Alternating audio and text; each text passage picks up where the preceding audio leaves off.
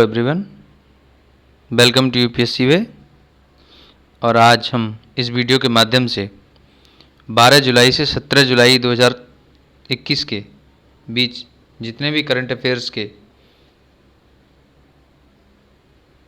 Topics हैं उन सब को इस वीडियो में डिस्कस करेंगे। तो यदि आप चैनल पर नए हैं तो प्लीज़ इसे सब्सक्राइब कर लें और बेल आइकन प्रेस कर लें ताकि आने वाले सभी वीडियोज़ की नोटिफिकेशन आपको मिल जाए। तो चलिए शुरू करते हैं। तो पहला प्रश्न है, एनटीपीसी ने देश के सबसे बड़े सोलर पार्क को जिस राज्य में स्थापित करने की घोषणा की है वह राज्य कौन सा है? ऑप्शन हैं बिहार, गुजरात, महाराष्ट्र, उत्तर प्रदेश। तो इसका उत्तर है बी, गुजरात। सार्वजनिक क्षेत्र की बिजली उत्पादक कंपनी एनटीपीसी ने 13 जुलाई को उसकी पूर्ण अनुषंगी एनटीपीसी रीन्यूएबल एनर्जी लिमिटेड को गुजरात के कच्छ के रण में 4750 मेगावाट के नवीकरणीय ऊर्जा पार्क की स्थापना के लिए नवीन एवं नवीकरणीय ऊर्जा मंत्रालय से मंजूरी मिल गई है। गुजरात के खबाड़ा में कच्छ के रण में स्थापित होने वाला यह देश का सबसे बड़ा सौर पार्क होगा। हरित ऊर्जा को बढ़ावा देने के प्रयास के तहत देश की सबसे बड़ी एकीकृत विद्युत उत्पादक कंपनी एनटीपीसी लिमिटेड ने 2032 तक 60,000 मेगावाट नवीकरणीय ऊर्जा क्षमता स्थापित करने का लक्ष्य रखा है। तो इस प्रश्न से हमें इतनी जानकारी मिलती है। अगला प्रश्न है, वह देश जिसने 679 मेगावाट की जल विद्युत परियोजना विकसित करने हेतु भारत के सतलुज जल विद्युत निगम के साथ 1.3 बिलियन अमेरिकी डॉलर का समझौता किया है। ऑप्शन हैं चीन, भूटान, बांग्लादेश, नेपाल। तो इसका सही उत्तर है नेपाल, डी। नेपाल ने पूर्वी नेपाल में 679 मेगावाट की जलविद्युत परियोजना विकसित करने के लिए भारत के सतलुज जल विद्युत निगम के साथ 1.3 बिलियन अमेरिकी डॉलर का समझौता किया है। यह भारत द्वारा शुरू किया गया नेपाल में दूसरा बड़ा वेंचर होगा। यह सबसे बड़ी विदेशी निवेश परियोजना है। यह साल 2017 के लागत अनुमानों पर आधारित है। तो इस प्रश्न से हमें इतनी जानकारी मिलती है। अगला प्रश्न है, विश्व बैडमिंटन महासंघ BWF के अनुसार 2026 में विश्व बैडमिंटन चैंपियनशिप की मेजबानी कौन सा देश करेगा? तो इसका सही उत्तर है सी, भारत।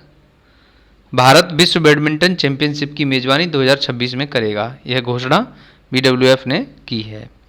अगला प्रश्न है, हाल ही में किस फुटबॉल खिलाड़ी ने यूरो कप 2020 में टॉप स्कोर कर गोल्डन बूट अपने नाम किया है?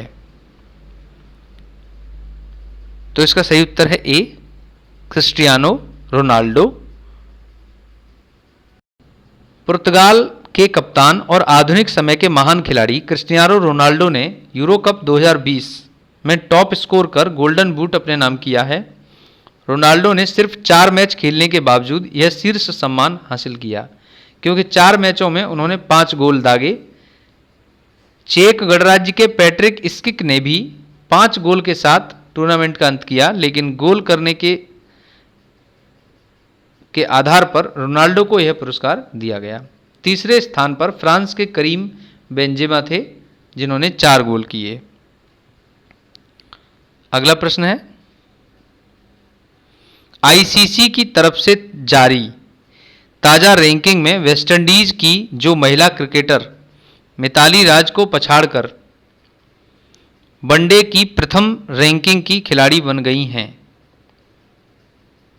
तो इसका सही उत्तर है ए, स्टेफनी टेलर।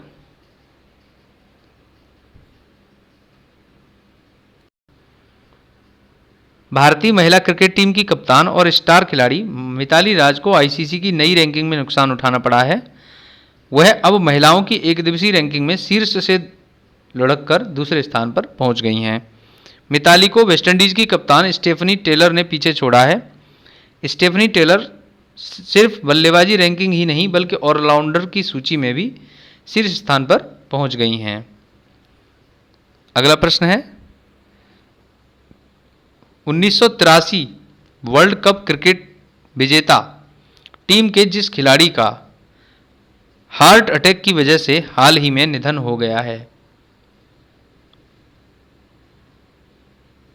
ऑप्शन है मोहिंदर अमरनाथ, यशपाल शर्मा, कपिल देव, रोजर विन्नी।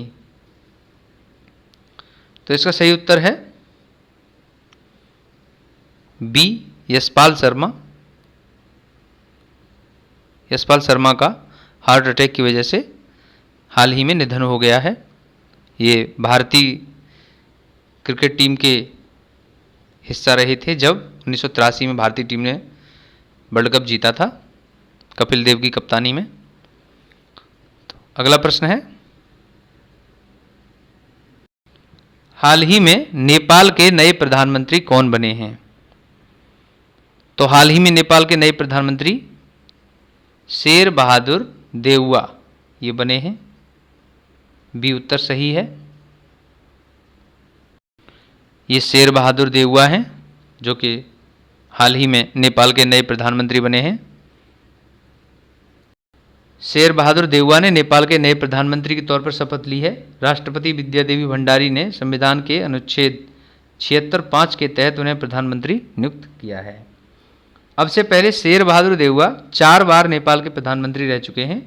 वे पहली बार सितंबर 1995 से मार्च 1997, दूसरी बार जुलाई 2001 से अक्टूबर 2002, तीसरी बार जून 2004 से फरवरी 2005 और अब चौथी बार जून 2017 से फरवरी 2018 तक नेपाल के प्रधानमंत्री रह चुके हैं और अब वे 5वीं बार नेपाल के प्रधानमंत्री बने हैं।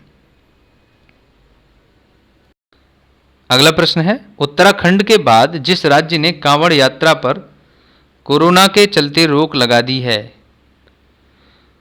तो कोरोना के चलते जिस राज्य ने रोक लगाई है वो है उड़ीसा और इसका सही उत्तर सही है। उत्तराखंड के बाद उड़ीसा सरकार ने कांवड़ यात्रा पर कोरोना वायरस के चलते रोक लगा दी है। राज्य सरकार की तरफ से बोल बम भक्तों की धार्मिक गतिविधियों और सभाओं पर प्रतिबंध लगाने का आदेश जारी कर दिया है। फिलहाल सरकार ने पहले ही 16 जुलाई 2021 तक धार्मिक कार्यों और अन्य समारोहों पर रोक लगा रखी है। इसके तहत सभी धार्मिक स्थल आम जनता के लिए बंद हैं। तो ये उड़ीसा सरकार ने किया है। अगला प्रश्न है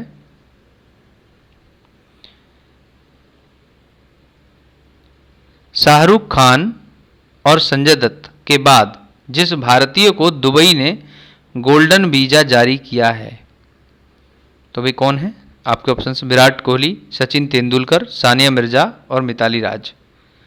तो इसका सही उत्तर है सी, सानिया मिर्जा। भारतीय महिला टेनिस स्टार सानिया मिर्जा को दुबई का गोल्डन वीजा मिला है। बॉलीवुड अभिनेता शाहरुख खान और संजय दत्त के बाद सानिया मिर्जा यह वीजा पाने वाली तीसरी भारतीय बन गई हैं। यह वीजा मिलने के बाद सानिया अपने पति पाकिस्तान के पूर्व कप्तान शोएब मलिक के साथ 10 साल तक यूएई में रह सकते हैं। यह वीजा हर किसी को नहीं मिलता है।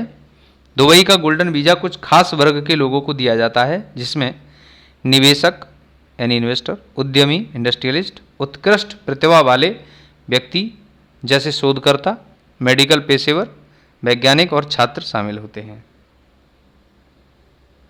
अगला प्रश्न है केंद्रीय मंत्रिमंडल ने स्वास्थ्य और चिकित्सा के क्षेत्र में सहयोग के लिए भारत और किस देश के स्वास्थ्य मंत्रालयों के बीच एक समझौता ज्ञापन को मंजूरी दे दी है।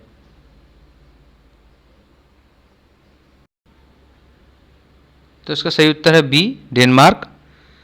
केंद्रीय मंत्रिमंडल ने स्वास्थ्य और चिकित्सा के क्षेत्र में सहयोग के लिए भारत और डेनमार्क के स्वास्थ्य मंत्रालयों के बीच एक समझौता ज्ञापन को मंजूरी दे दी है। विज्ञप्ति के अनुसार द्विपक्षीय समझौता ज्ञापन MOU स्वास्थ्य क्षेत्र में संयुक्त पहल और प्रौद्योगिकी विकास के जरिए दोनों देशों के स्वास्थ्य मंत्रालयों के बीच सहयोग को प्रोत्साहित करेगा। इससे भारत और डेनमार्क के द्विपक्षीय संबंधों को मजबूती मिलेगी।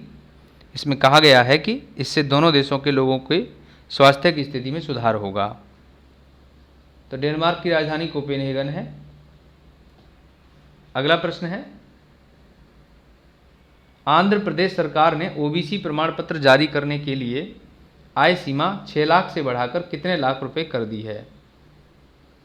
तो आंध्र प्रदेश सरकार ने यह सीमा 8 लाख रुपए कर दी है।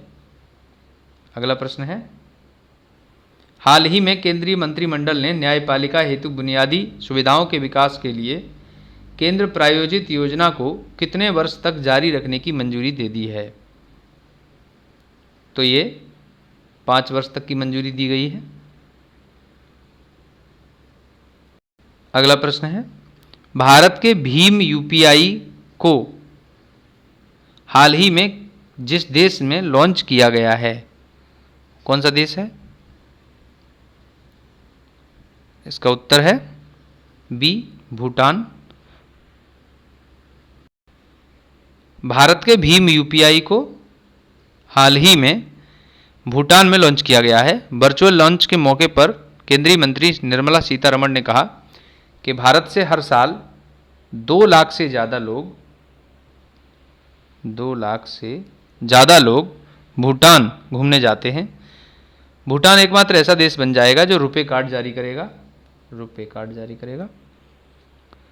और स्वीकार करने के साथ साथ भीम यूपीआई को भी स्वीकार करेगा। इंटरनेशनल पेमेंट्स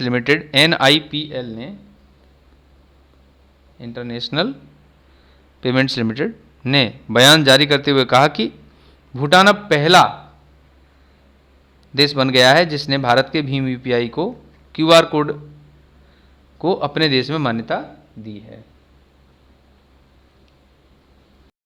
अगला प्रश्न है, हरियाणा के किस शहर में देश का पहला अनाज एटीएम खोला गया है? अनाज एटीएम। इसका सही उत्तर है सी, गुरुग्राम जिसको पहले कहते थे। देश का पहला ग्रेन एटीएम, इसको ग्रेन एटीएम यानी अनाज एटीएम, गुरुग्राम में पायलट प्रोजेक्ट के रूप में शुरू किया गया है। यह मशीन एक बार में 5 से 7 मिनट के भीतर 70 किलो तक अनाज निकाल सकती है। हरियाणा के उप मुख्यमंत्री दुष्यंत चौटाला ने कहा कि अब उपभोक्ताओं को खाद्यान्न लेने के लिए सरकारी राशन डिपो के सामने कतार में नहीं लगना पड़ेगा, क्योंकि सरकार उपभोक्ताओं को अनाज एटीएम उपलब्ध कराने जा रही है। तो इसमें 5 से 7 केजी तक ये 5 से 7 मिनट के भीतर ये काम होगा। अगला प्रश्न है, हाल ही में पाकिस्तान के जिस पूर्व राष्ट्रपति का 80 वर्ष की उम्र में निधन हो गया है, तो वे कौन से हैं? आसिफ अली जरदारी, ममनून हुसैन और परवेज मुशर्रफ। तो इसका सही उत्तर है सी, ममनून हुसैन पाकिस्तान के पूर्व राष्ट्रपति रह चुके हैं। 80 वर्ष की अवस्था में इनका निधन हो गया है। अगला प्रश्न है, हाल ही में जिस देश ने Johnson and Johnson covid vaccine के आपातकालीन इस्तेमाल को मंजूरी दे दी है, तो इसका सही उत्तर है बी, वियतनाम। तो वियतनाम ने जॉनसन एंड जॉनसन कोविड-19 के वैक्सीन को आपातकालीन इस्तेमाल को मंजूरी दे दी है। अगला प्रश्न है, हाल ही में जिस देश ने इजराइल के तेल अवीव में पहला दूतावास खोल दिया है, तो कौन सा देश है? इसका सही उत्तर है सी, यूएई ने इजराइल के तेल अवीव में पहला दूतावास खोला है। अगला प्रश्न है, प्रधानमंत्री की अध्यक्षता में केंद्रीय मंत्रिमंडल ने कोकिंग कोल में सहयोग पर भारत और किस देश के बीच समझौता ज्ञापन को मंजूरी दी है? तो आपके ऑप्शन है रूस, चीन, नेपाल, जापान। तो इसका सही उत्तर है ए, रूस के साथ यह समझौता हुआ है। कोकिंग कोल के सहयोग पर भारत और जिस देश यानी रूस के बीच समझौता किया गया है। अगला प्रश्न है, भारत 119 एथलीटों सहित टोक्यो ओलंपिक के लिए कितने लोगों का दल भेजने जा रहा है? तो इस प्रश्न का सही उत्तर है बी 228 लोगों का दल भारत की तरफ से टोक्यो ओलंपिक में भेजा जा रहा है। अगला प्रश्न है, भारतीय रिजर्व बैंक आरबीआई ने डाटा संरक्षण का सही पालन नहीं करने पर जिस पर कार्रवाई करते हुए नए ग्राहक बनाने पर प्रतिबंध लगा दिया है। A RuPay card, Visa, master card या इनमें से कोई नहीं। तो इसका सही उत्तर है मास्टर कार्ड, सी। अगला प्रश्न है, विश्व युवा कौशल दिवस किस दिन मनाया जाता है? तो विश्व युवा कौशल दिवस हर साल 15 जुलाई को मनाया जाता है। तो इसका सी सही होगा। अगला प्रश्न है, विश्व जनसंख्या दिवस किस दिन मनाया जाता है? तो हर साल 11 जुलाई को विश्व जनसंख्या दिवस मनाया जाता है। जनसंख्या को नियंत्रित करने के लिए 1989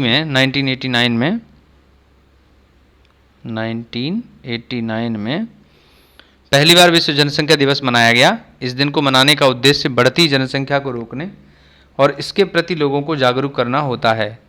चीन और भारत विश्व के सबसे ज़्यादा जनसंख्या वाले देश हैं। इन दोनों देशों में पूरे विश्व की आबादी के 30% से भी ज़्यादा लोग रहते हैं। 30% से ज़्यादा लोग रहते हैं। अगला प्रश्न है, यूरो कप 2020 का खिताब किसने जीता है? तो यूरो कप को फाइनल में इटली ने इंग्लैंड को हराया था 2020। इटली ने दूसरी बार यूरो कप का खिताब जीता है। 1968 में पहली बार इटली यूरो कप का विजेता बना था। यूरो कप 2020 के फाइनल में इटली की टीम ने इंग्लैंड को पेनल्टी शूटआउट 3-2 से हराया था। इससे पहले 1976 में पेनल्टी शूटआउट से रिजल्ट निकला था और अब 2020 में इस टूर्नामेंट का परिणाम पेनल्टी शूटआउट से निकला है। अगला प्रश्न है, पोलैंड में भारत की अगली राजदूत किसे नियुक्त किया गया है? तो पोलैंड में भारत की अगली राजदूत नगमा मलिक को नियुक्त किया गया है। इसका बी सही है। ये नगमा मलिक हैं और ये 1991 बैच की आईएफएस अधिकारी हैं। इन्हें पोलैंड में भारत की तरफ से राजदूत नियुक्त किया गया है। अगला प्रश्न है, हाल ही में ट्विटर ने भारत में अपना शिकायत अधिकारी किसे नियुक्त किया है? तो इसका सही उत्तर है सी विनय प्रकाश जी को ट्विटर ने हाल ही में भारत में अपना शिकायत अधिकारी नियुक्त किया है। तो इस बारे में जान लेते हैं। भारत में नए आईटी नियम बनाए गए हैं और ट्विटर इन सभी नियमों का अनुपालन करने में विफल रहा है, इसलिए विवाद में था। तो नई आईटी नियमों के तहत 50 लाख से अधिक यूजर्स वाली सोशल मीडिया कंपनी को 3 महत्वपूर्ण नियुक्तियां करनी होती हैं: मुख्य अनुपालन अधिकारी, नोडल अधिकारी और शिकायत अधिकारी। तो और ये 3 अधिकारी भारत के ही निवासी होने चाहिए। इसके चलते भारत में ट्विटर ने अपना शिकायत अधिकारी विनय प्रकाश को नियुक्त किया है। अगला प्रश्न है, विश्व मलाला दिवस किस दिन मनाया जाता है? तो विश्व मलाला दिवस 12 जुलाई को मनाया जाता है, इसलिए बी सही होगा। संयुक्त राष्ट्र ने युवा कार्यकर्ता मलाला यूसुफजई, पाकिस्तान की हैं, के योगदान को सम्मानित करने के लिए 12 जुलाई को विश्व मलाला दिवस के रूप में घोषित किया है। मलाला दिवस को दुनिया भर में महिलाओं और बच्चों के अधिकारों का सम्मान करने के लिए उनके जन्मदिन के दिन मनाया जाता है और इन्हें शांति का पुरस्कार भारत के कैलाश सत्यार्थी के साथ संयुक्त रूप से दिया गया था। ये है मलाला यूसुफजई, पाकिस्तान की हैं। हाल ही में किस राज्य सरकार ने खेलो इंडिया यूथ गेम्स 2021 को स्थगित करने का फैसला किया है? तो इसका सही उत्तर है ए हरियाणा। हरियाणा की सरकार ने खेलो इंडिया यूथ गेम्स 2021 को स्थगित करने का फैसला किया है। हरियाणा में आयोजित की जाने वाली खेलो इंडिया यूथ गेम्स को इस बार टाल दिया गया है। इन गेम्स का आयोजन इसी साल नवंबर में हरियाणा में किया जाना था, लेकिन राज्य की सरकार कोविड-19 की तीसरी लहर को देखते हुए इसे अब अगले साल फरवरी में आयोजित करेगी। सरकार कोरोना को देखते हुए फिलहाल कोई जोखिम नहीं उठाना चाहती है और खेलो इंडिया यूथ गेम्स का शुभंकर इस बार धाकड़ होगा। धाकड़ ये शुभंकर होगा इसका। बाकी ये पंचकुला हरियाणा में आयोजित किया जाएगा। अगला प्रश्न है, T20 क्रिकेट में 14,000 रन बनाने वाले दुनिया के पहले बल्लेबाज इनमें से कौन बन गए हैं? तो ऑप्शन है Chris Gayle, Kieron Pollard, Virat Kohli, Rohit Sharma. इसका सही उत्तर है ए क्रिस गेल। ये तस्वीर में क्रिस गेल हैं, वेस्टइंडीज़ के विस्फोटक बल्लेबाज हैं। इन्होंने ऑस्ट्रेलिया के खिलाफ तीसरे T20 मैच में इतिहास रच दिया है और जो इस समय प्रतियोगिता चल रही है। क्रिस गेल T20 क्रिकेट में 14,000 रन बनाने वाले पहले बल्लेबाज बन गए हैं। इनके नाम अब 431 T20 मैचों में 14,038 रन हो गए हैं। इस दौरान उनके बल्ले से 22 शतक और 87 अर्धशतक निकले हैं। वहीं वेस्टइंडीज़ के ही कैरन पोलार्ड 545 मैचों में 10,000 से अधिक रन बनाकर इस लिस्ट में दूसरे नंबर पर हैं।